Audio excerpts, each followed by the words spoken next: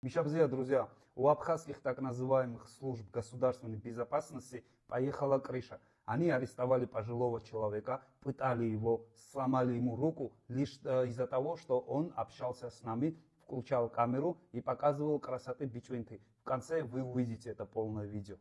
Такие ситуации раньше тоже были, так что мы ничему не удивляемся. Видимо, страх возвращения грузин так силен в СГБ Абхазии, что они просто вот так подставили ветерана войны. Но несмотря ни на что, мы продолжаем разговаривать, делиться мыслями и строить мосты. И это реально важно. А сейчас посмотрим вот это видео.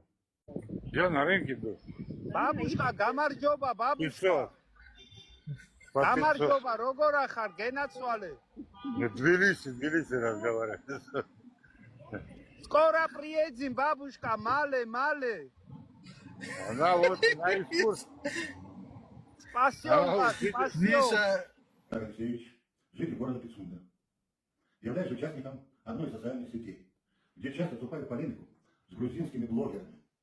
Вчера, 10 июля 2025 года, в процессе очередного эфира с грузинским блогером оказался невольным участником того, как они высказались пожелание скорейшего возвращения грузинов в Абхазию.